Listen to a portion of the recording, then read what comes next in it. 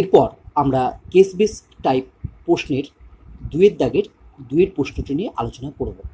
প্রশ্নটি হলো এক্স 3টি বিষয় গণিত, পদার্থবিদ্যা এবং রসায়নে পরীক্ষা দেয়।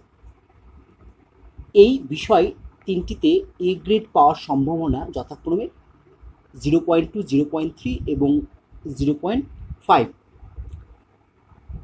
তাহলে কোনো বিষয় এ গ্রেড না পাওয়ার সম্ভাবনা আমাদের নির্ণয় করতে হবে।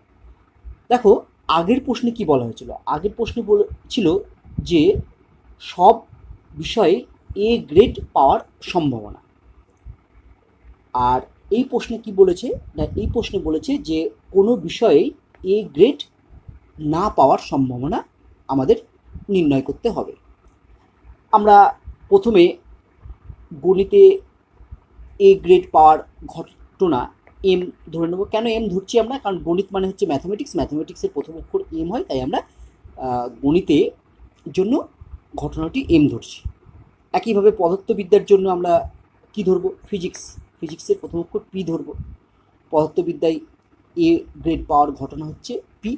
আর রসায়ন মানে কেমিস্ট্রিতে এ গ্রেড পাওয়ার ঘটনা আমরা সি ধরে নেব। চলো তাহলে আমরা এই প্রশ্নের উত্তর করে ফেলি। অ্যান্সার ধরি গণিত, পদার্থবিদ্যা এবং রসায়নে এ গ্রেড পাওয়ার ঘটনা যথাক্রমে এম, পি এবং সি।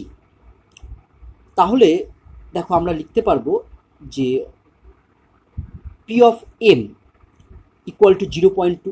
দেখো প্রশ্নে বলেই দেওয়া আছে যে গণিতে এ গ্রেড পাওয়ার সম্ভাবনা হচ্ছে 0.2।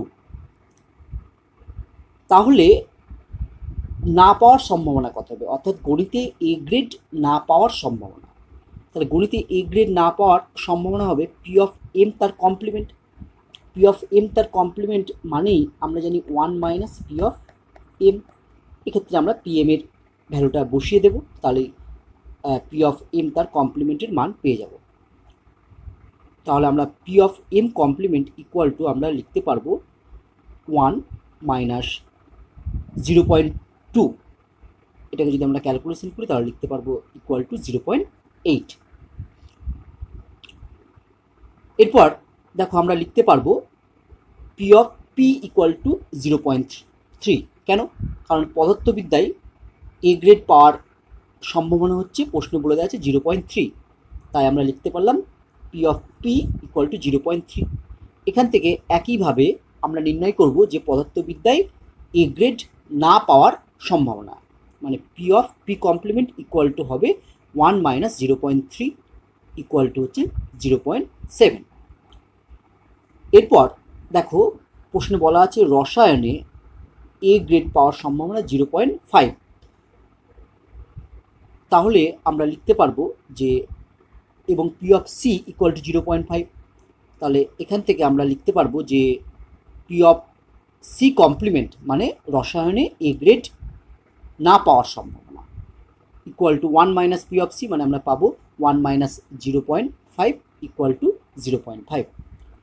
এইবার দেখো আমাকে নির্ণয় করতে হবে কোনো বিষয়ে এ গ্রেড না পাওয়ার সম্ভাবনা। অর্থাৎ আমাদের নির্ণয় কি করতে হবে না, পি অফ কোনো বিষয়ে সে এ গ্রেড পাবে না, তাহলে গণিতেও এ গ্রেড পাবে না, তার মানে P of M complement intersection পদার্থবিদ্যায়ও পাবে না, পি কমপ্লিমেন্ট ইন্টারসেকশন রসায়নেও পাবে না, মানে সি কমপ্লিমেন্ট। এর ভ্যালুটা আমাদের নির্ণয় করতে হবে। তাহলে আমরা লিখে ফেলি যে অতএব নির্ণীয় সম্ভাবনা equal to P of M complement intersection P complement intersection C complement. যেহেতু এই যে এম, পি এবং সি এই ঘটনাগুলো পরস্পর স্বাধীন বা ইন্ডিপেন্ডেন্ট, তাহলে এম কমপ্লিমেন্ট, পি তার কমপ্লিমেন্ট এবং সি তার কমপ্লিমেন্ট এই ঘটনাগুলো পরস্পর স্বাধীন বা ইন্ডিপেন্ডেন্ট হবে। তাহলে আমরা নেক্সট লাইন লিখতে পারবো equal to P of M complement into P of P complement into P of C complement.